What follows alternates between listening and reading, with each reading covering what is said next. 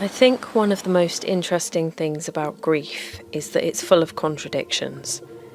It's one of the most universal experiences we will ever have. Every one of us at some point will encounter it. And yet it is also one of the most individual and deeply personal. No two people grieve in quite the same way. Every loss is different, every relationship is different, and every story is different.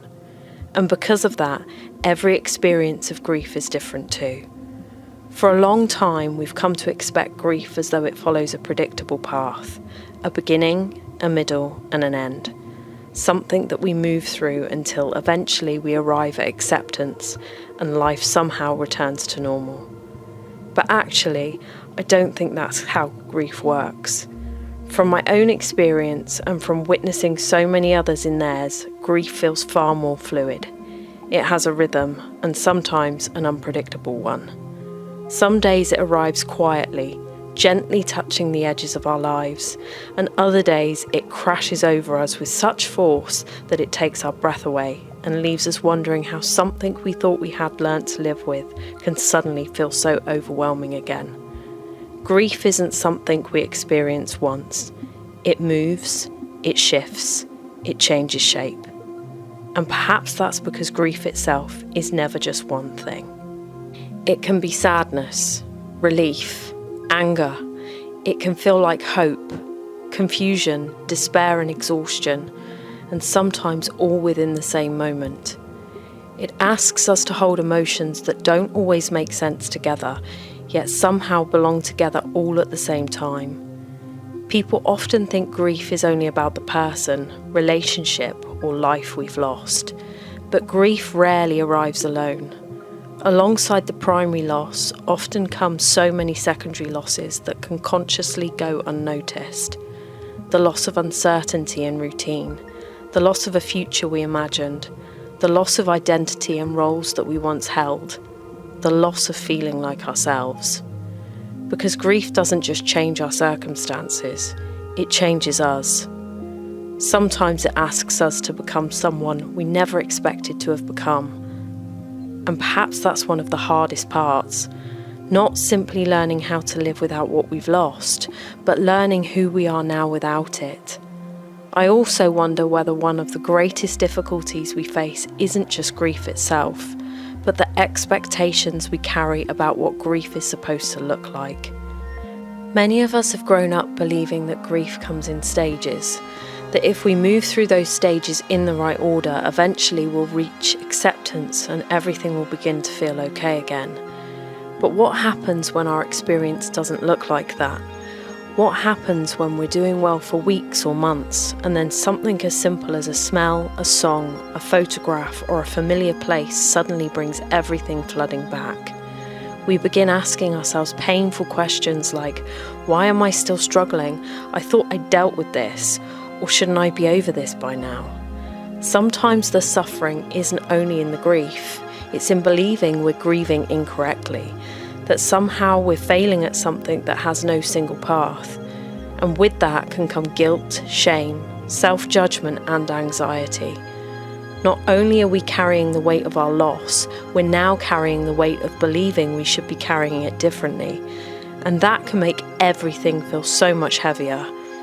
I often think one of the kindest things we can do is to let go of the idea that there is a right way to grieve. Because grief isn't something to succeed or fail at. It isn't a timetable to keep or something to compare ourselves to. It's a deeply human response to loving, losing, and living. Perhaps another reason grief can feel so lonely is that we still don't always know how to talk about it. As a culture, we're often far more comfortable with solutions than we are with sorrow. When someone is grieving, we instinctively want to make it better.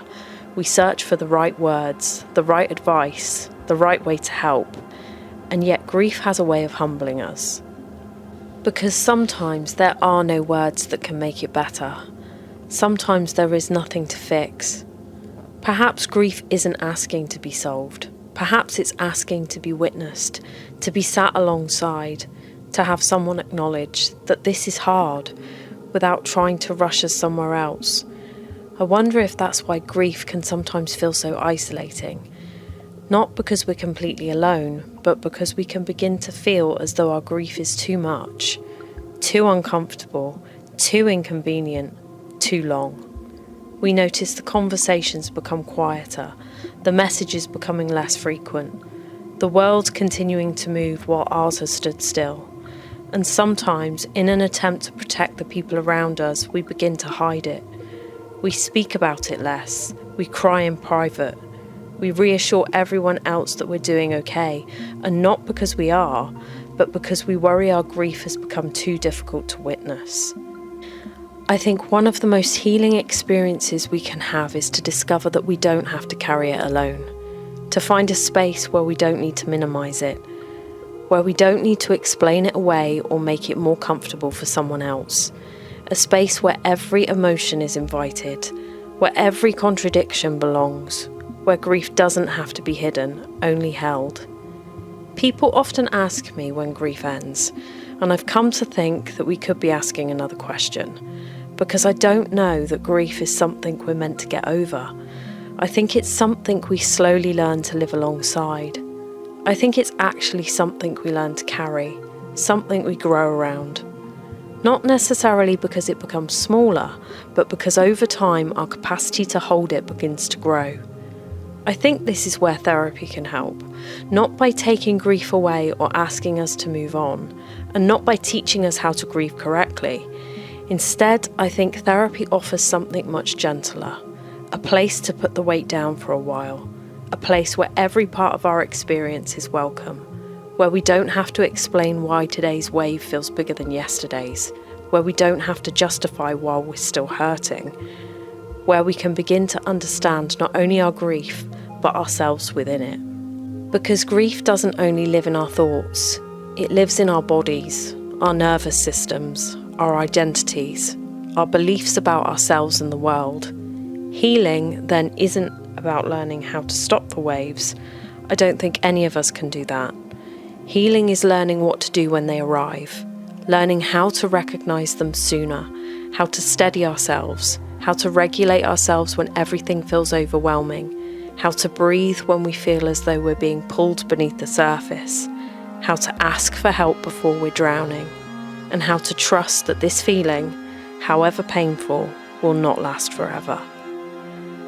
I often think that grief reorganises our internal world as well as our external one. It changes the way that we experience time. It changes our relationships and the way we love. It can change our priorities, our idea of faith, and how we understand ourselves. Healing isn't simply recovering. Sometimes it's becoming. Perhaps that's why I don't see grief as something to overcome. I see it as one of life's deepest thresholds, a place between who we were and who we're becoming. A place that asks us to make sense of a life that no longer looks and feels the way we imagined. The ocean never promises calm. It simply keeps moving. Perhaps we're not so different. Perhaps healing isn't arriving at a place where grief can no longer find us. Perhaps it's discovering that we are no longer afraid of the tide, that we trust ourselves to meet it, because the waves never stop coming, but slowly, patiently, compassionately, we discover that we are becoming someone who knows how to stand in it, not because grief has disappeared, but because we've learned how to hold it.